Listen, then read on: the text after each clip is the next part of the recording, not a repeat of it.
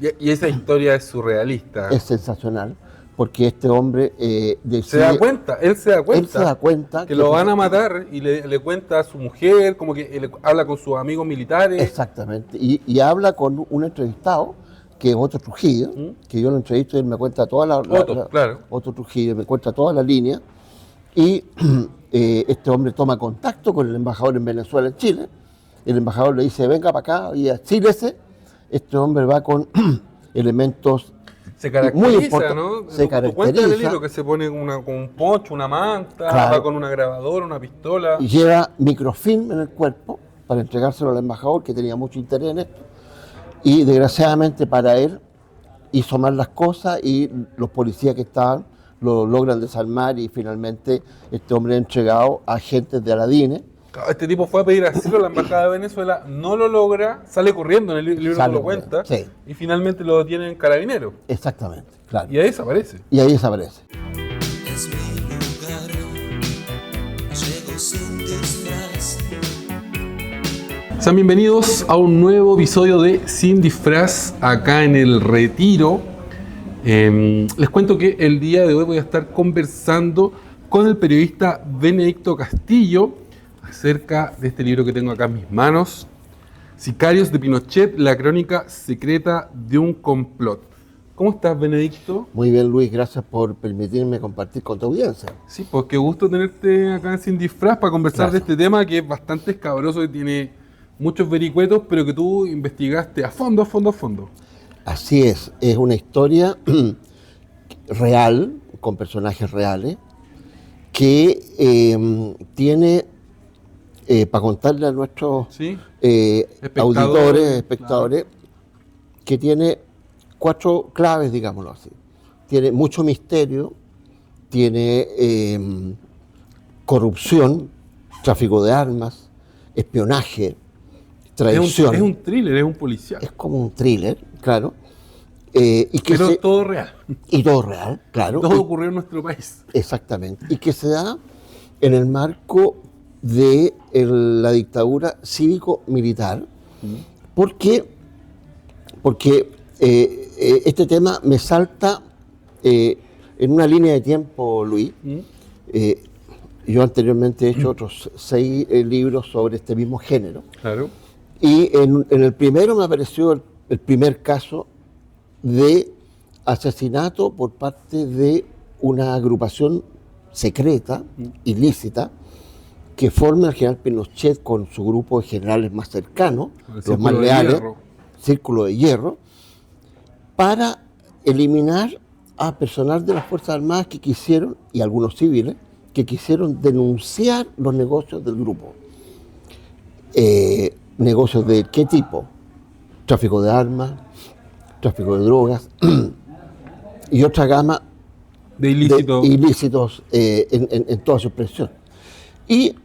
Pero podríamos establecer que los 2 negocios principales eran tráfico de armas y tráfico de drogas. El tráfico de drogas. Eso está acreditado, el tráfico de drogas. Absolutamente. Hay una enorme cantidad de información. Lo que ocurre es que las policías chilenas, particularmente investigaciones y carabineros, miraron para el techo cuando se enfrentan a las circunstancias en que familia de Pinochet está involucrada en el tema de droga. Hay 2 casos grandes, muy importantes. Uno lo protagonizó un ex soldado colombiano norteamericano, que en el estado de la Florida, este hombre era dueño de 2 aviones que se usaba para transportar tropas, pero estaban como dados de baja, y él los compró y empezó a moverse en el tráfico de drogas hacia Centroamérica. Claro. Este hombre incluso participa en algunas operaciones. ¿Se acuerda con toda seguridad la audiencia del asunto Irán-Contras? ¿Te acuerdas? Exacto. Esto que iba manejado por la CIA desde Estados Unidos hacia Centroamérica para voltear todo lo que estaba haciendo el Ejército Libertador de Nicaragua, digamos. Exacto. Bueno, y este hombre se viene de la mano de la familia Pinochet, Se instala en Chile con dos empresas importantes, 60, 65 trabajadores cada uno, eran empresas pantalla, digamos. Ya. Y este hombre empieza a traficar armas y o repuestos en el interior de las cuales llevaban cocaína, desde Chile hacia el extranjero y de vuelta. Es decir, era un tipo que transportaba fundamentalmente cocaína. Y como tenía la impunidad del aparato militar, por cierto que no habían controles en los aeropuertos, absolutamente nada. Cuando se descubre a Barandica, que era el nombre de este soldado norteamericano, este traficante, que tenía incluso un nombre que lo registró la DEA, Trinidad Moreno, cuando precisamente la DEA lo descubre en Chile, porque este hombre se había fugado desde la Florida, donde cumplía una condena. Ya. Y lo ubican acá, lo detienen, acá se le somete a un proceso y finalmente es regresado a la Florida para que cumpla el resto de la condena. Pero antes de irse, este hombre que estaba preso en instalaciones de los 7 Carabineros, logra dar una entrevista a un equipo de prensa. Ese equipo de prensa, que era un colega que trabajaba en una productora, le vende el trabajo a la directora de prensa en ese momento del Canal 7. Le hace una entrevista a Barandica. Barandica le cuenta todo lo que hacía, que traficaba droga, que todo lo que hacía. Fue ¿Cómo funcionaba la operación? Una entrevista muy reveladora. Bueno, este hombre llega con el material al canal, la directora le entrega el tema a el ministro secretario general de gobierno, que en ese momento era Enrique Correa, Ya. y Correa le entrega la información al presidente y se decide no revelar esto, no publicarlo. O sea, no difundirlo en el Canal 7, que era el canal que estaba privilegiado para entregar esta entrevista. Entonces, ¿qué hubiera ocurrido si esto hubiera sido Estamos difundido? hablando que estamos a principios de los 90. 1993. Claro. Imagínate tú. Patricio Elwin, transición. Pinochet ya había hecho el boinazo, ¿te acuerdas? Claro. Para impedir que se investigara los Pinochetes. ¿Qué hubiera pasado? Claro. O sea, se hubiera producido el derrumbe probablemente de Pinochet con 11 años de anticipación, porque Pinochet es derrumbado su prestigio como... Cuando se conoce el caso Reis, ¿no? Cuando se conoce que él había tenido 128 cuentas en Estados Unidos, en donde estaba toda su fortuna, digamos. Claro. Bueno, entonces, ese es un área. Y la otra instancia, el otro hito muy importante, fue la vinculación que tuvo Marco Antonio Pinochet con un traficante sirio. Ya. Y este traficante sirio se instaló también en el sector sur de Santiago, con instalaciones incluso que componía un helipuerto. También arman varias empresas, todas empresas de fachada, Claro. con algunas instalaciones fuera del país. Y el abogado de esta gente era en ese entonces hermano de un senador de la UDI. Y ¿qué es lo que sucede? Que se asocia con ellos un traficante colombiano. Se compran casas en la zona oriente de Santiago, Claro. y tienen una vida de lujo. Hay fotos en donde está esta gente en las discotecas de la zona oriente, uno de ellos en un auto último modelo, de lo que hoy día se denomina alta gama. Claro. Bueno, ¿y qué pasa con la policía? ¿Qué pasa con Porque nadie ve nada, porque sistema? nadie detecta ¿Qué nada. pasa con el sistema? No pasa nada. O sea, hay una cosa de mirar hacia el cielo y dejar que todo esto suceda. Claro. Bueno, hay que agradecerle a la DEA que fue descubierto Barandica, porque era un tipo muy importante. Era un tipo tan importante como que había estado vinculado con la CIA en el tema Irán-Contra. Claro. Entonces, elementos de prueba hay. Y un tercero, el que yo relato también acá, el que está relacionado con el coronel Hoover. Y, Claro. discúlpame. Y una de las funciones que él cumple en el complejo químico industrial de Talagante. Ahí, se fabricaban precursores para la fabricación de clorhidrato de cocaína, el más importante de ellos es el éter. Ahí se vendía ese producto para traficantes, venían los bolivianos, los peruanos, Claro. etcétera. Y ahí también se vincula Berrío, que es un agente muy polémico. Eugenio Berrío. Eugenio Berrío, que es una de las víctimas de esta asociación ilícita, Claro. porque Berrío también, él pretendía vocear lo que se hacía durante el periodo en que él era un príncipe en la ciudad de Santiago. Él incluso fabricaba una especie de sucedáneo de la cocaína. ¿La cocaína negra? No, era una especie de De crack, de pasta base. era como una cosa como muy, o sea, sin tener absolutamente ningún componente de la Claro. cocaína, sino que era un producto que él fabricaba en su una laboratorio. cocaína sintética, podríamos decir. Exactamente, la cocaína sintética. Entonces, este hombre es aniquilado precisamente por estas características. Bueno, pero en la época en que está Hoover en ese complejo, él, por cierto, que tiene que haber conocido muchos secretos, así me lo relataron dos agentes, Ya. así lo relató también, y esto hay que señalarlo, así lo relató también el ex director de la DINA, en una declaración que le da precisamente al ministro que investiga este asunto de Hoover, y él le dice que Hoover ve, presencia, conoce toda esta historia. Pero este Hoover, que es un coronel que también tuvo una participación en el aparato de inteligencia del ejército, Claro. este hombre posteriormente es enviado a FAMAE. FAMAE es Espérame, muy quiero, importante. quiero detenerme acá, Benedicto, ¿Cómo no? por dos cosas. La primera, contarle a nuestros espectadores, ¿no? Que vamos a regalar una copia de este libro. Si te la quieres ganar, me tienes que dejar un comentario en mi canal de YouTube, dándome alguna razón por la que te la quieres ganar. ¿Por qué te quieres ganar Sicarios de Pinochet, la crónica secreta de un complot? Gentileza del Fondo de Cultura Económica. Y la segunda es que siento que es muy necesario que nos cuentes un poco cómo funcionaba la industria militar, la industria armamentística chilena en la época de la dictadura. Y te lo pregunto por qué. Porque yo crecí, claro, entre los 80 y los 90 era un niño. Claro. Sin embargo, tengo recuerdos, por ejemplo, de las bombas de racimo.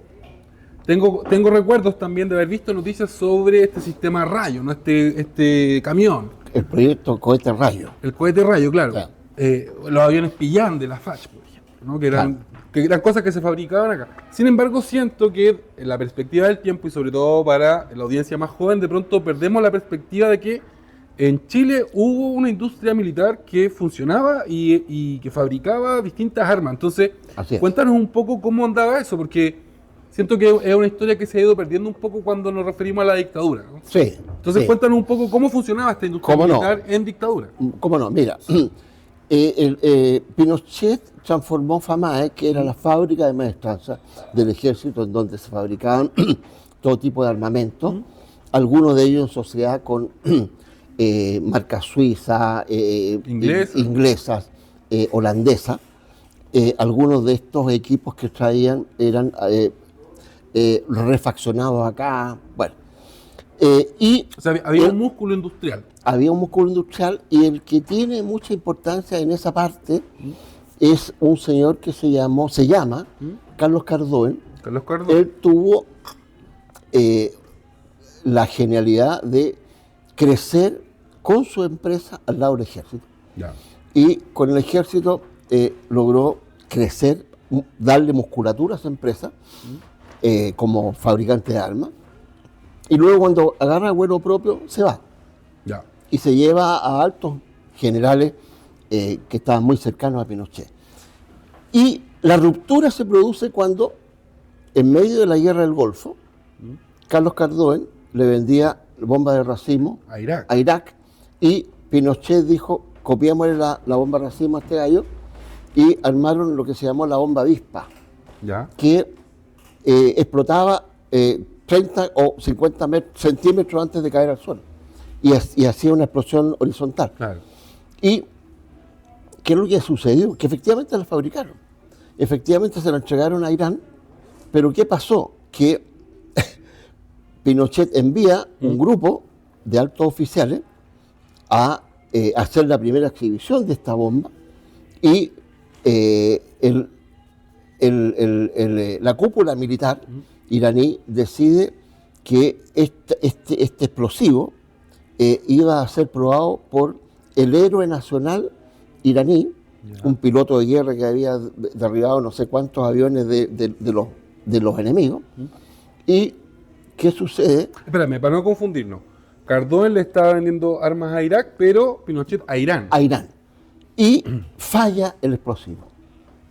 Y al fallar el explosivo, la cúpula militar iraní decide dejar preso al grupo chileno que había ido a hacer esta venta. Ese fue un chasco tremendo que tuvo una serie de implicancias diplomáticas. Pero en paralelo también había otro desarrollo.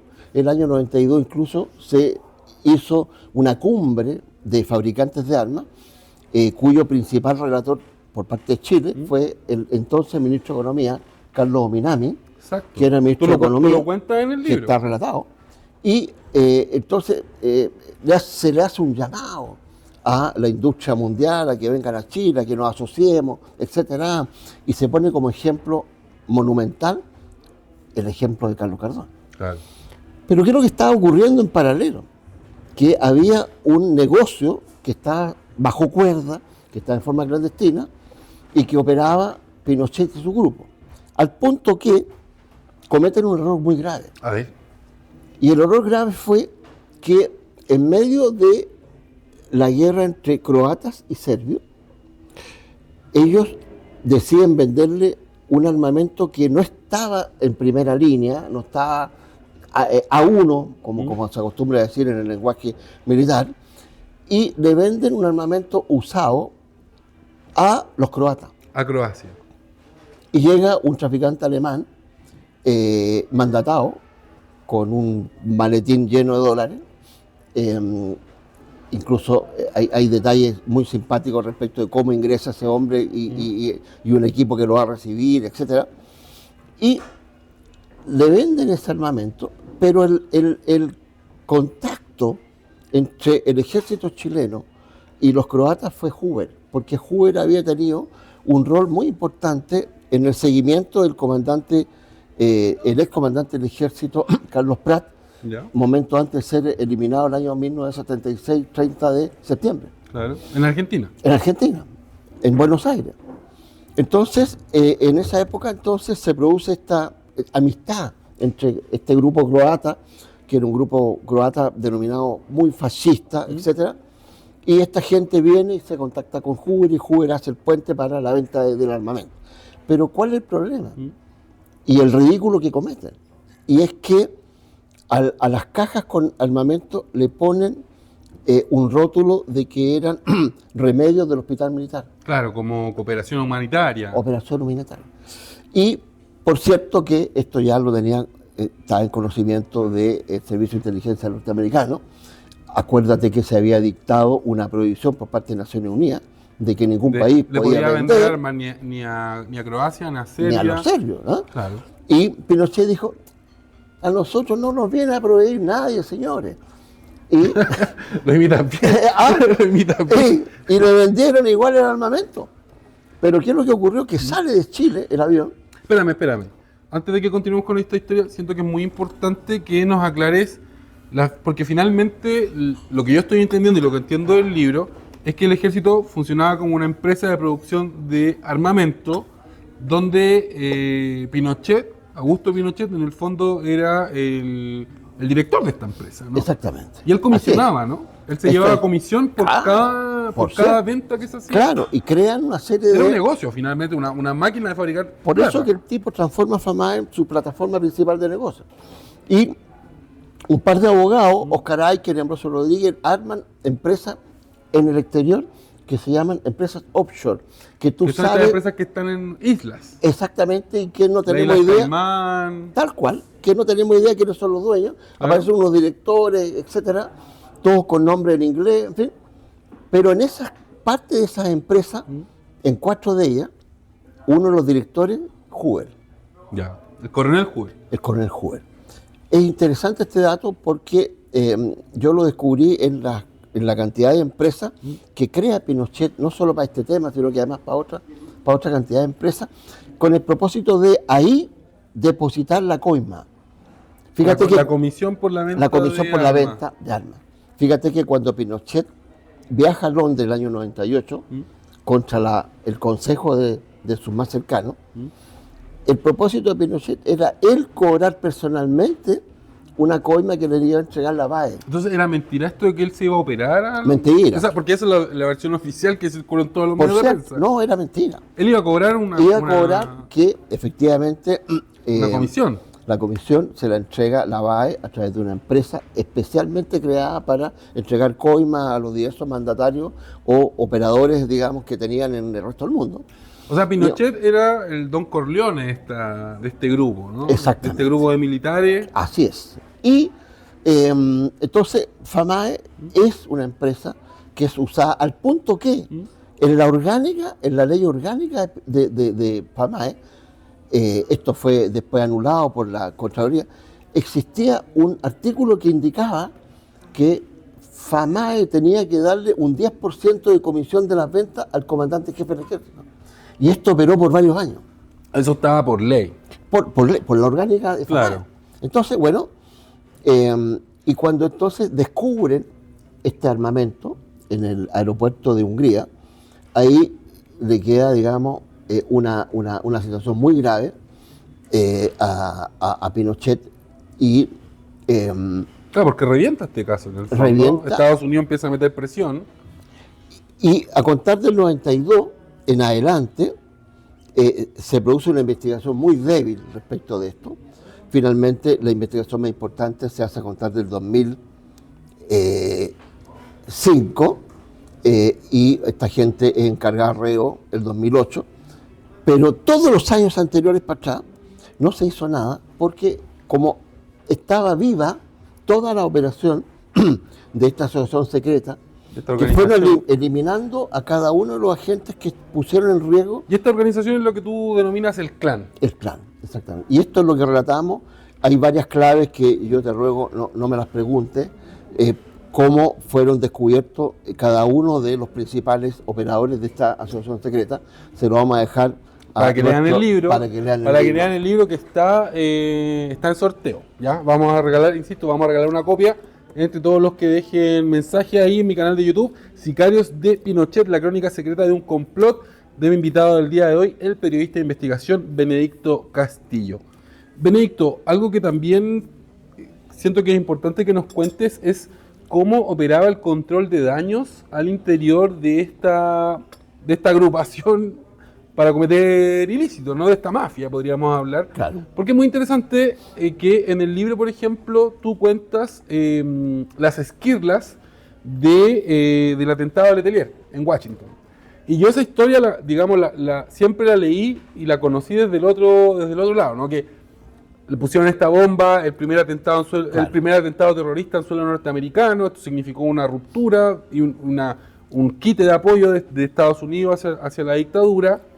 Sin embargo, tú cuentas una arista que yo siento que es poco conocida, que tiene que ver con todo lo que pasó al interior del ejército una vez que empiezan a investigar los pasaportes, quién emitió el pasaporte.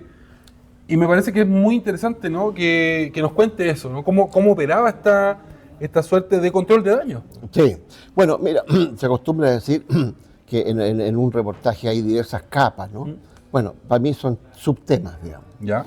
Ese es un subtema muy interesante. Pero que está conectado con lo que está estábamos hablando conectado antes. con la asociación ilícita. Y porque, con el estilo del coronel Hoover. Exactamente. Porque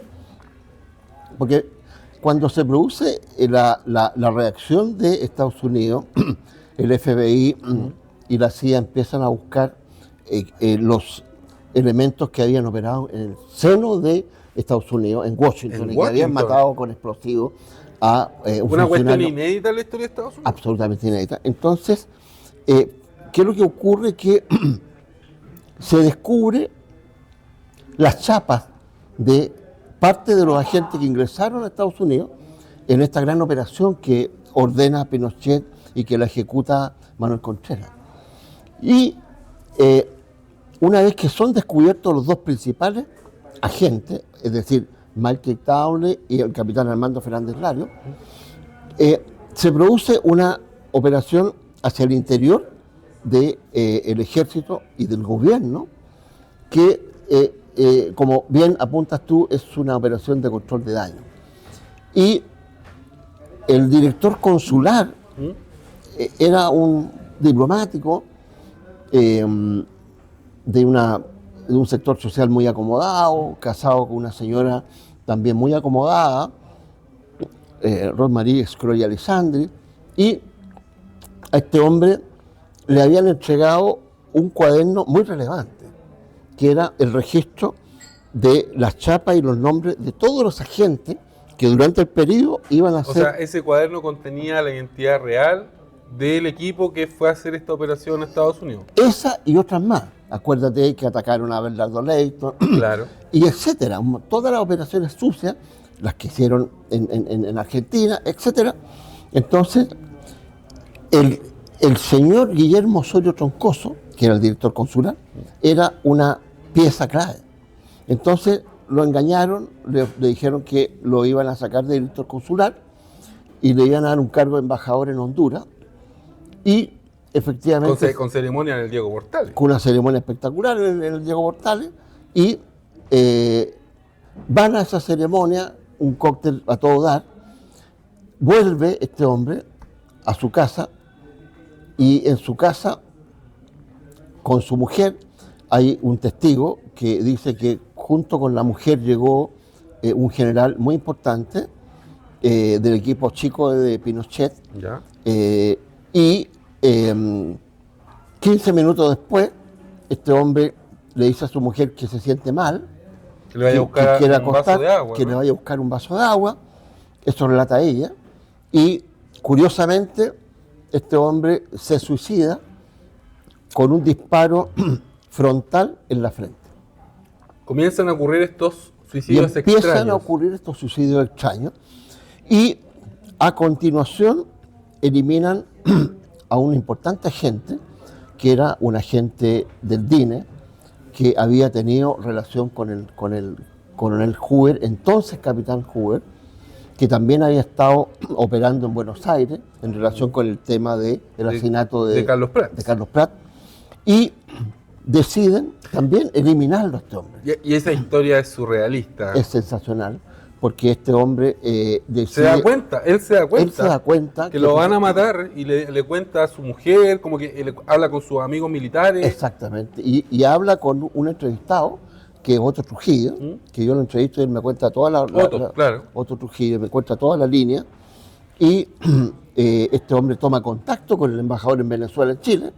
El embajador le dice, venga para acá y achílese. Este hombre va con elementos Se muy caracteriza, importantes. ¿no? Se Tú cuentas en el libro caracteriza, que se pone con un poncho, una manta, Claro. va con una grabadora, una pistola. y lleva microfilm en el cuerpo para entregárselo al embajador, que tenía mucho interés en esto.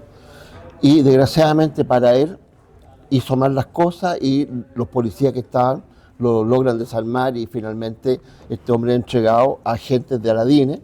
Este tipo fue a pedir asilo a la embajada de Venezuela, no lo logra, sale corriendo, en el libro Sale no lo corriendo, cuenta, sí. y finalmente lo detienen carabineros. Exactamente, claro. Y ahí desaparece. Y ahí desaparece, claro. Y hay una huella de quién lo detiene, quién se lo entrega, quién es la gente que lo entrega, quién es el general que recibe el testimonio de él. Es decir, hay una ruta, digamos, que lleva al grupo operativo de esta organización secreta que, como te reitero, opera durante un largo tiempo porque piensa tú, 17 años de dictadura, Claro. en que tuvieron mucha impunidad, en que se enriquecieron. 17 pero años de negocios, podríamos decir. 17 años de negocio, claro. Y, claro. y consideremos que los negocios más grandes del mundo son la venta de armas y la venta de drogas. Así es, tal cual. Después la Armas- farmacéutica. Claro, exacto. Claro. Solo le faltó esa pata nomás.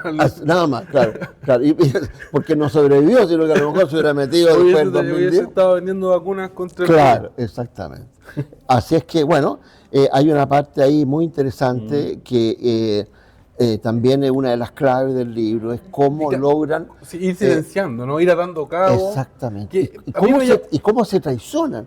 Pues tú dices, por ejemplo, el general Víctor Lizárraga, que es uno de los condenados por el asesinato de Hoover. ¿Ya? Este hombre, cuando era jovencito, iba a la casa de Hoover. Los papás de Hoover lo alimentaban, incluso se quedaba en la casa de Hoover. Eran muy amigos, mujeres con mujeres, hijos con hijos. Claro. Y de la noche a la mañana lo traicionan. Parte de la familia militar, digamos. Exactamente. Pero te digo, aquí, esta gente... Bueno, podemos decir el caso de Pinochet con Carlos Prats. Bueno, ¿para qué hablar? Claro. Hay que hablar ahí tú de- tienes, claro.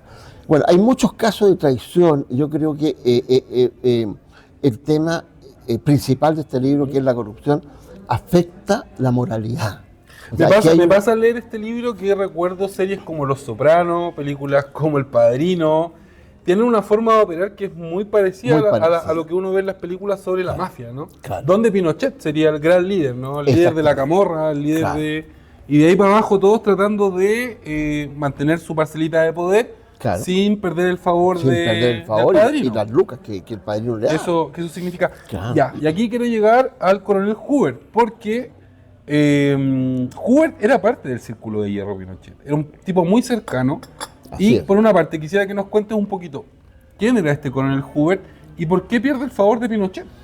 Mira, Eso significa caer en desgracia, o sea, condenar a muerte. definitiva, claro. Este hombre era muy cercano al círculo de hierro y hay dos elementos que lo demuestran. Una, que cuando él vuelve desde Washington, donde ocupó el cargo de agregado de defensa, lo que venía enseguida era ser ascendido a general de división. Pero Pinochet decide sacarlo del complejo químico y lo lleva hasta la dirección de logística de FAMAE y lo pone como encargado de compras, compra y De venta, adquisiciones. adquisiciones. Y ahí el hombre dice a su familia que él encuentra una serie de irregularidades en una circunstancia determinada, estando en el hospital militar, ¿Mm? en ese minuto él ve que está en el quinto piso el comandante en jefe y decide pedirle Una reunión. reunión. Y Pinochet se la da porque es un hombre cercano, tanto así como que Hoover iba a veranear al Cajón del Maipo, su compadre era un hombre con el cual prácticamente llevaba 20 años de amistad. Y este hombre tenía una hija que pololeaba con el nieto de Pinochet. Así de cercano. Así de cercano, y él veraneaba en esa casa. Entonces este hombre le pide una audiencia y le dice: mi comandante, quiero contarle a usted que yo he descubierto una serie de irregularidades en la dirección de logística y esto no puede ser y tenemos que ponerle mano dura a mi coronel y mi general. Y entonces Pinochet monta en ¿Qué le yegua dice cólera. Pinochet? Yo ahí me quedé sorprendido con esa Y parte del Pinochet se coleriza y le dice: tú estás loco, Gerardo, ¿cómo se te ocurre pensar eso? Tú tienes que ponerte en manos de un psiquiatra. Rápidamente pide una hora y te vas donde un psiquiatra. libro. Lo manda al psiquiatra. Y lo manda al psiquiatra. ¿Por qué? Porque Pinochet dice: bueno, este hombre está loco, porque este es mi negocio y este hombre me lo quiere frustrar. Claro. digamos. Quiere hacer una denuncia. Entonces, el punto es, claro, esto da como para un psiquiatra. ¿En qué minuto se produce una crisis existencial en Hoover? ¿Por qué siente la necesidad de revelarle esto? En consecuencia que él haya sido parte de la empresa offshore, Exacto. él sabía de todos estos negocios, él había sido puente en la compra y venta de la arma croacia. Pero Entonces, algo pasa. algo ocurre que está, yo diría, en la zona que probablemente él se llevó, ¿no? Claro. No sabemos. Y esa reunión le significa a Hoover Condena a muerte. Condena a muerte. Ahí firmó su condena a muerte y él así se lo confiesa a su gente y de ahí para adelante él toma ¿Sabes qué? medidas. También este libro es súper interesante porque, claro, nosotros conocemos todo el historial de violaciones a derechos humanos que existe, ¿no? Por parte de la dictadura hacia la oposición política de este país, ¿no? Después del golpe, es para nadie misterio, ¿no? Sí. Que se violaban los derechos humanos de manera sistemática. Sin embargo, siento que este libro entrego una visión de Pinochet que es muy interesante porque tiene que ver con cómo él trata a sus más cercanos, ¿no? Y cómo logra convertirse en esta suerte de padrino entre coroneles, generales, entre la élite del ejército, ¿no? Claro. Y lo que estamos hablando ahora, o sea, el caso de Hoover, enemistarse con Pinochet significaba pena de muerte, o sea, Así es. condena. Claro. Y el mismo día que secuestran a Hoover, porque Hoover estuvo secuestrado durante 22 días, el mismo día se produce la celebración la celebración de los 50 años de matrimonio de Pinochet. Que lo celebran en Los Boldos, ¿no? Y lo celebran en No, Bucalemo. En Bucalemo, perdón. En Bucalemo, y ahí la sobrina Pero esa es una escena del padrino. es una escena absolutamente tal cual, pintada, claro. Sí. En donde está el padrino rodeado de su círculo Celebrando de hierro, sus 50 celebrando años sus de 50 matrimonio. años. Y en el otro lado, Claro. Y el Hoover. otro lado, y Hoover secuestrado en medio de la fiesta. Entonces el mismo Pinochet le dice a esta niñita que había sido acogida como padrino por parte de Hoover, le dice, pero mijita, le dice Pinochet a esta niñita, si yo le había dicho a Gerardo que el problema estaba resuelto. Y Marco Antonio Pinochet, que estaba detrás, le dice, oye, le dice, tu tío estaba más rayado que... Entonces, si uno pone sobre una especie de relieve estos comportamientos, es de un nivel de traición. claro, o sea, absoluto, estamos hablando claro. de amigos, de camaradas, de gente que tú mismo acabas de contar, que estaban casi emparentados porque habían relaciones Casi. familiares. Claro, claro. Y logran ellos convencer a los más cercanos de este hombre de que lo traicionen. Es como te digo, una historia... ¿Y cómo se produce la muerte de Hoover? Si nos puede... déjalo abierto no quiere hacer ese spoiler. para que nuestros distinguidos lectores encuentren ahí la... Benedicto, se nos está acabando el tiempo, sin embargo, quiero que nos cuentes tu visión sobre algo que cada cierto tiempo aparece en la prensa y que tiene que ver con la venta de armas de militares a narcotraficantes. Evidentemente puede ser en una escala mucho menor de la que estamos hablando ahora, porque estamos hablando de una escala empresarial donde el ejército de Chile le vendía armas a un país en guerra como Croacia, a un país como Irán.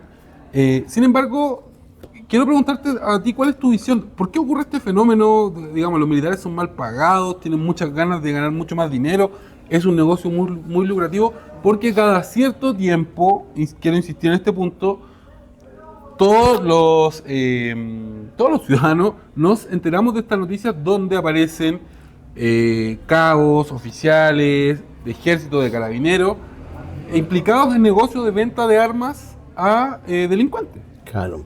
Bueno, hay dos áreas ahí que pueden contribuir a explicar esto. Una es que comprar armamento hoy día, tanto en Chile como fuera, es muy fácil. Ya. O sea, tú vas a Mendoza y te compras una 32, una 45. ¿En serio? Claro, claro.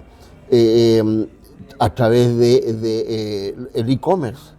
Exactamente igual. ¿En serio? Y por otro lado, como se decomisa armamento cada Pues estamos hablando de armamento de guerra.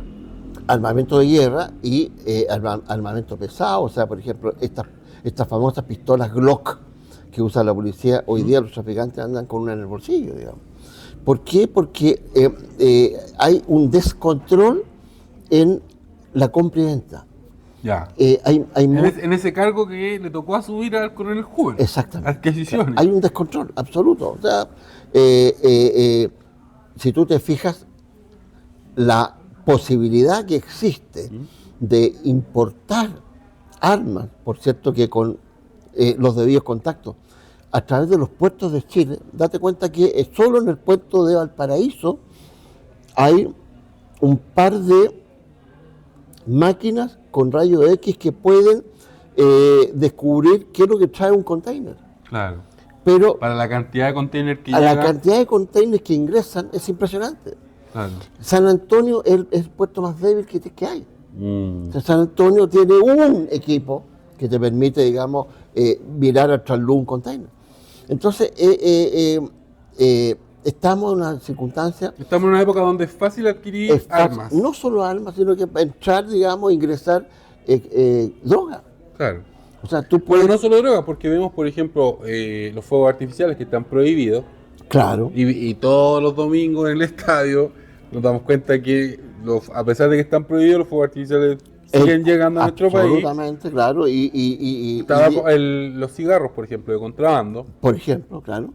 Y tú ves que en las poblaciones, día por medio, hay un festival de fuegos artificiales porque llega la droga y tira fuegos artificiales. En fin, entonces... Siendo que la droga y los fuegos artificiales están prohibidos. Claro, entonces hay un tema de la capacidad del Estado para poder fiscalizar todo esto y poder descubrirlo.